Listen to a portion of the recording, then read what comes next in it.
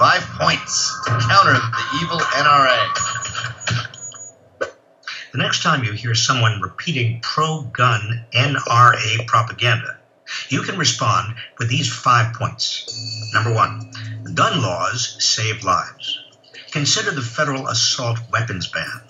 After it became law in 1994, gun massacres, defined as instances of gun violence in which 6 or more people were shot and killed, fell by 37%. The number of people dying from mass shootings fell by 43%. All right, that sounds problematic right there. Because he said gun, not assault weapon. Right. Well, I mean, that's one of the big problems that they have there, that the number of attacks with assault weapons is actually a small fraction of these mass public shootings. And there's no change that occurred over that period of time, either before, during, or after the assault weapons ban. But, you know, you look at, there's lots of academic studies by criminologists and economists that have looked at this. What they try to do is to see whether there's a change in mass public shootings in the states where the federal law made a difference relative to the ones where it didn't. And they just don't find any evidence of the types of claims, even with regard to mass shootings. And there's lots of studies, even ones paid by the Clinton administration, weren't able to find this benefit that he's claiming. Well, this is a common trick with the left, too. They'll say the Air Quality Act was enacted in this year and the quality of air went up. But then Stossel pulls back on the map and you see, wait a minute, it was going at 45 degrees 50 years before this. Right. No, I mean, and that's going to be important for one of the other discussions that he brings up with regard to the Australia laws, where firearm homicides and firearm suicides were falling for 15 years prior to the buyback that they had in 96 and 97. And it continued falling afterwards, but actually at a slower rate. So if you just look at the after average and the before average, the after average is lower. But anybody who actually looks at the year-to-year changes will say, well, this doesn't seem to have improved it. There was no big sudden drop. It didn't start falling at a faster rate. The opposite was true. Okay, let's get back to this tiny man, Robert Reich. But when Republicans in Congress let the ban lapse in 2004, gun massacres more than doubled. Number 2, the Second Amendment was never... Wait a minute. Is that him making the same mistake? Yeah, it's the exact same point. You know, if you look at assault weapons, you don't see the change.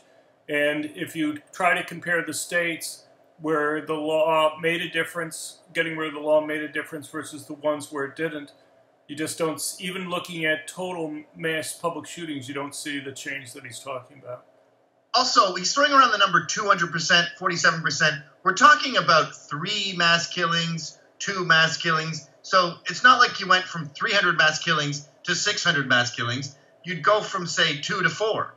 Right. Well, actually, he's dealing with an even smaller number than what's normally dealt with. The traditional FBI definition of mass public shootings is 4 or more killed, and he's using a number of 6 or more killed.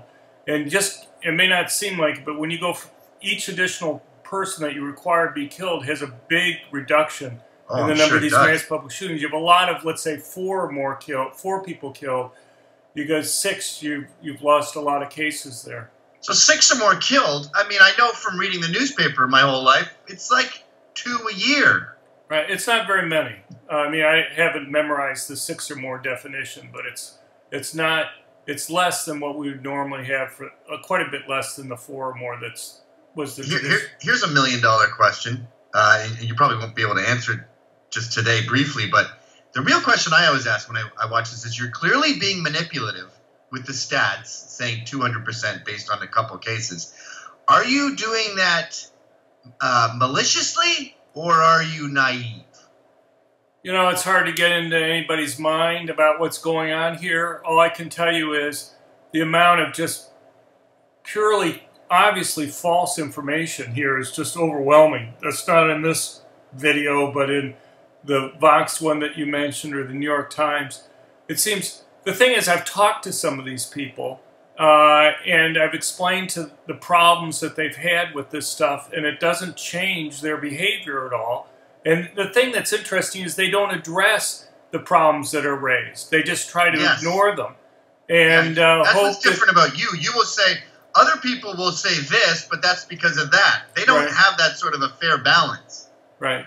Well, I mean, I could just tell people conclusions for stuff, but I don't think that's the way you learn or understand the debate, because then you just have each side going and yelling, well, here's my conclusion. What good does that do most people? You know, it all just plays to their pre-existing biases. You have to understand how these claims are created and what's behind them. I'm done with good. I want to start winning. Let's play dirty pool. This guy is, Forbes calls him economically illiterate. He's been caught making up stories about his career, completely fictional events like Jason Blair level. He's playing dirty pool. We have to fight fire with fire. Yeah, I don't know. Maybe you're right, but I just hope that people spend a little bit of extra time to go and learn about these things. All right, let's go to number 2 here.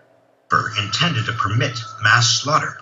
When the Constitution was written more than 200 years ago, the framers' goal was to permit a well-regulated militia, not to enable Americans to terrorize their communities. Number 3, more guns. Whoa. You can't just throw that out there and then jump to number 3. Here's a common myth that you keep hearing about the Founding Fathers. They seem to think all you had was this black powder gun. It's the only thing anyone could conceive, and there'd been no evolution of guns. But we had all kinds of automatic weapons back then, did we not? Sure. Well, I mean, there was something called the pucket gun, which was kind of a machine gun type. It was more of a Gatling gun type weapon. You know, so who knows? I mean, people, it really doesn't matter to them what type of guns. You just listen to him talk about what the Second Amendment is. I need to say I'm an economist. I've taught in law schools, but I'm not a lawyer. But the basic points that he's bringing up are pretty easy and simple to deal with. You know, the Second Amendment uses the term "the right of the people," and that's in other amendments, and it's also in the body. And each time it's used, it's meant to talk about individual rights. But look, to me, the ultimate question here isn't what the Second Amendment means. It's whether or not guns make people safer or not, or these gun control regulations, do they unintentionally disarm the most vulnerable people in our society? Those are the issues that I think need to be addressed here. And and that's what got me interested in this debate, and that's why I deal with it. I don't deal with Second Amendment issues. But even by his laws, even by his thing, a well-regulated militia, I live in New York City where I'm looking at 5 years for a paintball gun, a BB gun, a rifle, any kind of gun, and I'm doomed. How am I supposed to form a well-regulated militia? Right. I couldn't even get a black powder gun in Manhattan without going straight to jail. Yeah, well, even the term well-regulated meant something quite different 240 years ago than it means now. Well-regulated just meant disciplined, just meant that, you know, people were, you know, being careful and doing what they were doing. Right. So it doesn't mean regulated in terms of regulations as we use the term now. I love how he says it wasn't intended for individuals to terrorize citizens. Well, I think we can all, I can agree on that.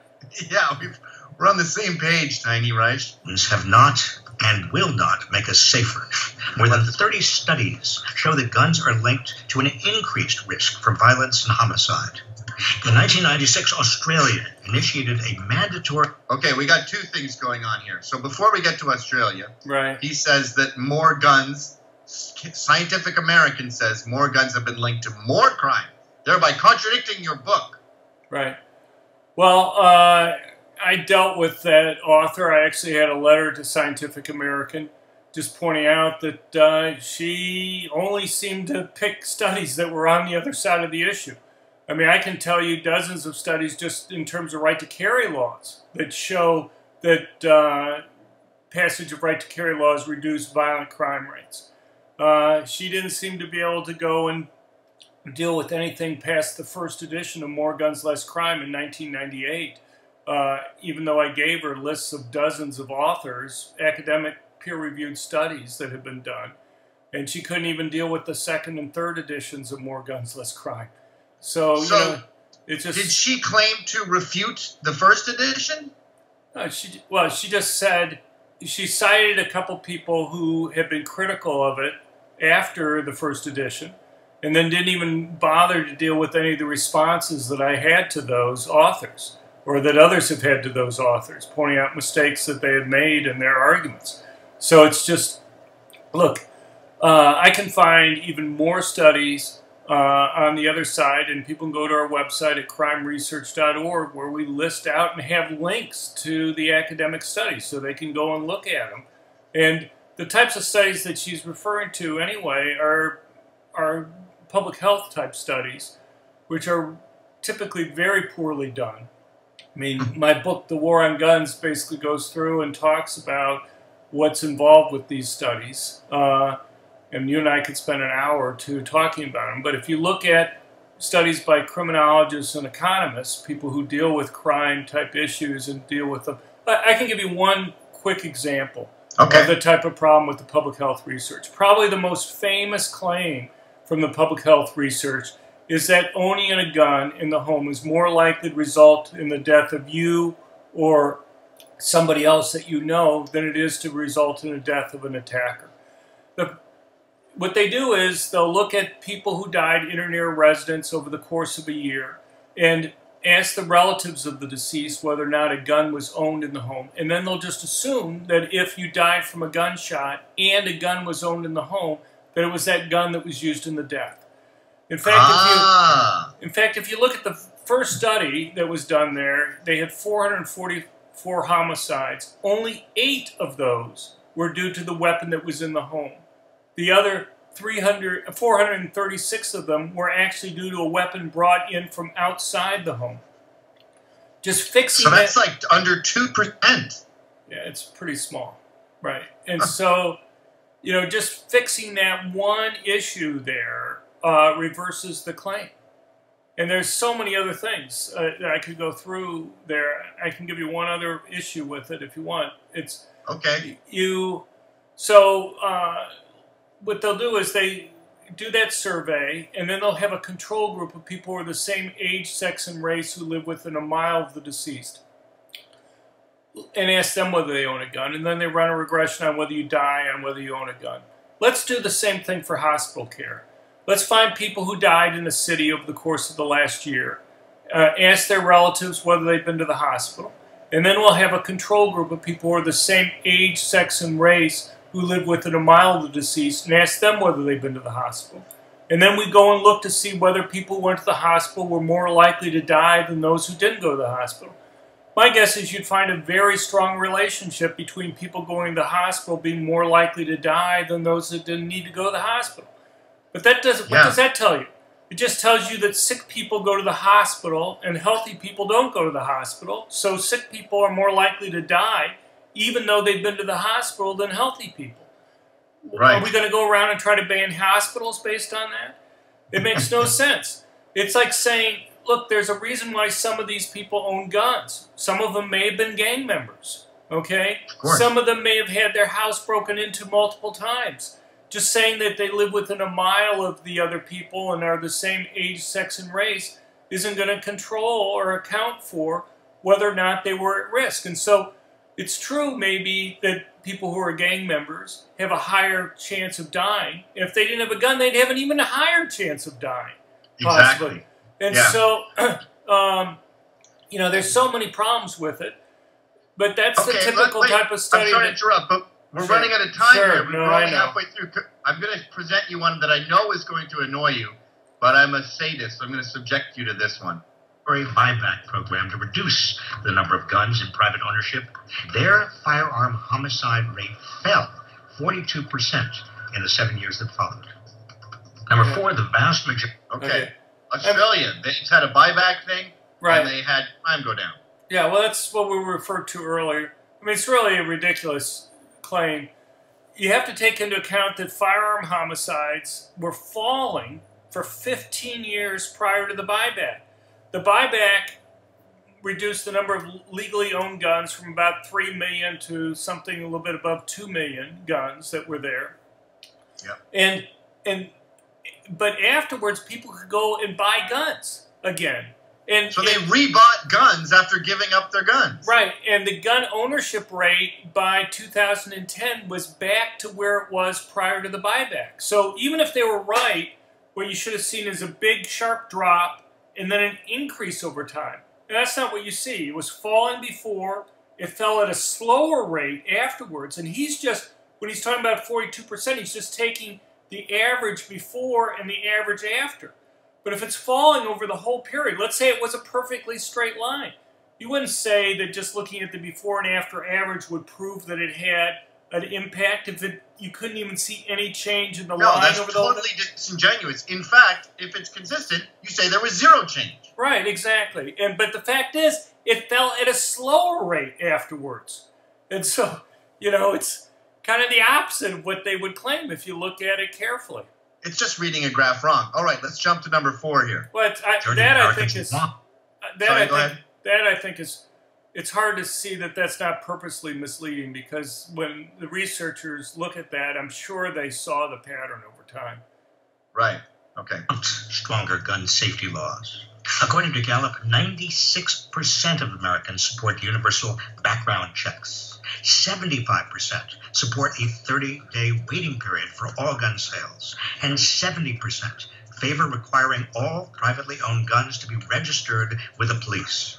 Even the vast majority of gun owners are in favor of common sense gun safety laws. Wait a minute. Okay, that last line is irrelevant because common sense is subjective, but those numbers seemed really high. Right. So here's the deal. Are there polls like the Gallup poll that show those types of numbers? Yeah, there are. But the question becomes, are these questions being asked in a useful way? And one of the ways you can look at that is to see Bloomberg had initiatives on this universal background check in 2016. He spent like almost $30 million trying to pass a background check, universal background check initiative in Maine and Nevada. He lost by 4 percentage points in Maine, and essentially it was a tie in Nevada. And so he had huge amounts of money, outspending his opponents by like 6-1 in Maine, and it got less than 50%. So when people have actually had to vote on this, it's nowhere near 96%. They're there. It's never even been close. And when you look at surveys that ask people about specific bills, like the Manchin-Toomey bill that came up in 2013, rather than just these general vague statements, most people were happy that they didn't pass it, and that they thought the Senate should move on and deal with other legislation rather than that background check bill. So it's sort of like the climate deniers thing, where they say, do you believe in climate change? They find a group that does, and then they re-ask the question with that isolated group, and they get a 96. You could ask this gun control question on the Upper West Side of New York City, and you'd get great numbers. Well, I don't know if that's the case. I mean, I assume Gallup is trying to get a nationally representative sample of people. The question is, how is the question phrased? And is there a difference between when they actually put a bill out there and people look at the actual language, how they want to try to do these things? I mean, this is Bloomberg's initiatives. You got to write them exactly the way you wanted to have it. If there was 96% support, he wouldn't have to outspend his opponent 6-1 and still lose. 30 days. 30 days is very rare. You hear that outside of New York City and Los Angeles. Yeah, Los Angeles, for machine guns. It's not even 30 days in California. It's 10 days. But it's just,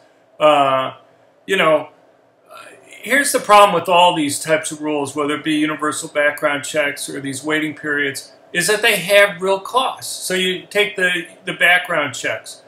In Washington, D.C., where these politicians are, it costs $125 to privately transfer a gun because of the background check on private transfers. In New York City, it's even more in virtually all the places you can go to do it.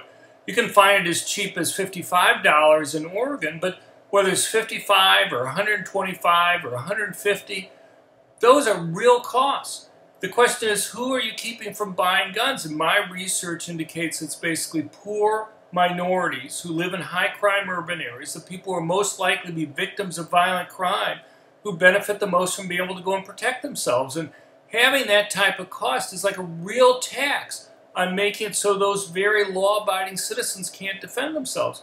There's also this issue of what we call false positives. So will frequently hear in the media, 3 million dangerous, prohibited people have been stopped from buying guns because of background checks. It makes it seem great. I mean, who'd want 3 million dangerous people walking around with guns?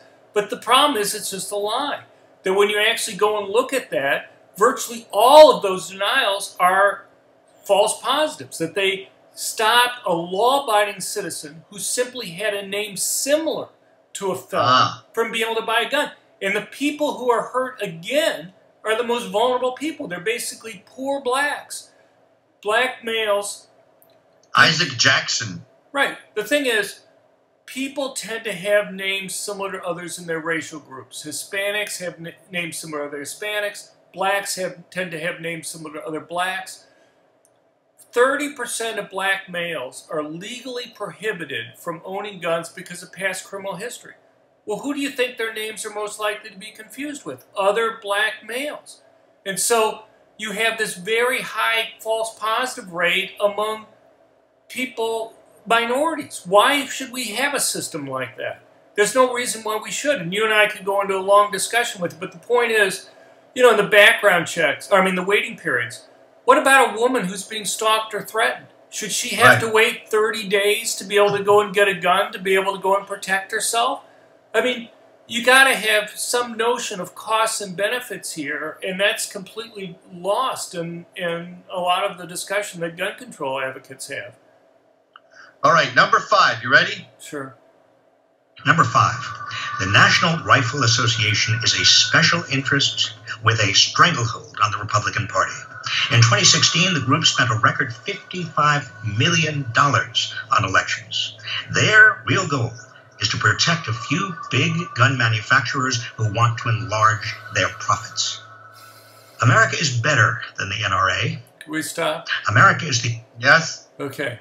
So, accepting his $55 million number, people can go to places like opensecrets.org and see how much Bloomberg spends on these things. So, in 2016, Bloomberg spent $24 million on congressional and Senate races, basically, in the country. He spent almost $30 million on these 2 initiatives in Maine and Nevada that we just talked about. So just on federal races and 2 initiatives, Bloomberg basically spent almost $55 million, over $50 million just on those 2 types of things. Same as the NRA, that's 1 guy and 2 cases. Right, and that ignores all the state races. Bloomberg spent apparently even more money on state legislative races across the country than he spent on federal congressional and Senate races. So that's a lot more money than that's another $20 million probably more than the NRA spent. Well, I was sure I looked up the lobbies specifically on Capitol Hill, and I was comparing it to the teachers' unions. Right. And there's quite a huge vacillation with these. But the biggest I saw the NRA get up to was $5 million on a big year, and it seemed like the teachers' unions were $10 million. I have to double verify that, but it seemed like their biggest numbers were twice the NRA. Yeah, no, I mean, the NRA's nowhere near the biggest in terms of spending on lobbying federally. But look, I mean, Bloomberg spends a huge amount of money lobbying federally. Bloomberg does stuff like helping fly around kids around the country for the March for Our Lives rally that we just had, and providing background support for them in many different ways. And so, he does lots of things. Every town gets like $50 million a year from him. He spends hundreds of millions of dollars on research. And so if Robert Reich wants to go and argue that somehow the NRA, Republicans are beholden to the NRA, then the Democrats are really beholden to Michael Bloomberg. And if that's the type of argument that he wants to make, that somehow we shouldn't vote for people that get large amounts of money from any group, then he really should be going after Bloomberg, and that should be explaining a lot more. The point is, the money that the NRA gives, I think, is largely given to people who believe the same things that they do, as opposed to just kind of buying their votes. And I assume the same thing's true with Bloomberg. He gives it to people who really want to go and disarm law-abiding citizens in many different ways. And he's not buying their vote. I think he's just trying to give it to true believers. And I think that's probably true in both the cases. It's a common myth that I think Robert Reich must know if he's been working on Capitol Hill, but it's a common myth that the right has all the money and all the donors, and the left are just these hardscrabble, black people and farmers trying to get through the day. The money is much bigger on the Dem side as far as contributions go than it is on the right. All the top donors are Democrats. A lot of them are, for sure. And all right, let's end this and see if it's just rhetoric and he brings up any points. He's still got 30 seconds to blab on here. Let's see what he does. The young people from Parkland, Florida, who are telling legislators to act like adults. It's time all of us listen. The rest is credits. I'll just say this. People can go to our website. What we do is I show some polls that actually indicate that young people are more kind of conservative libertarian types on gun issues than older people are. There's somehow thing that we should take if our marching orders from young people. If that's the case, then we should be even more skeptical of gun control on average. I'm not saying you may have people at Parkland, but even there were a number of students who haven't gotten the airtime that some of them that have gotten from there, who are opposed to having these additional restrictions and are in favor of things like arming teachers. And yet their arguments in favor of things like arming teachers and staff haven't gotten to play as a solution to these problems. Well, John, we've actually run out of time, and I think it's interesting that we just took a 2.5-minute video from the left, and it's got almost 2 million views, and barely touched the surface on all the mistakes, lies, and misdirects that are in that video, and we filled up an entire show. I'm sorry to subject you to this, because, to be honest, sometimes you do sound like a beaten man. Well, it's just, there's just so much of the stuff coming out. And it's kind of like, well, if they just keep on repeating these false claims often enough, then they'll win the debate. And the media isn't open to debate now in many of the cases. I mean, I'm glad you're there, but,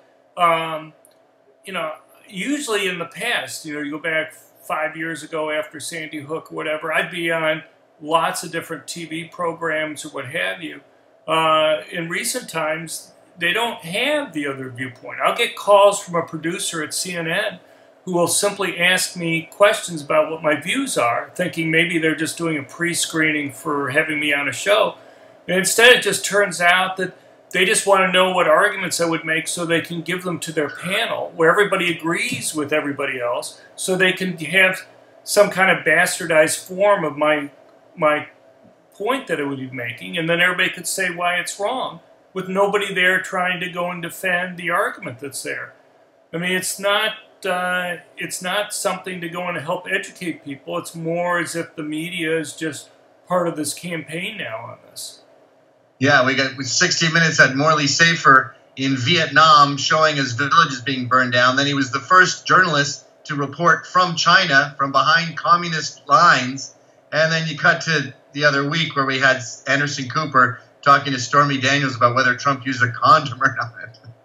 It's all TMZ now. Right. Well, I'm glad there are places like you that can at least try to go into what's kind of behind the arguments. So I appreciate you having me on. Well, we appreciate you doing all the hard work, and we can just glean the fame. I end all my shows with the name of my show. John, can you just say, "Get off my lawn"? Okay. Get off my lawn.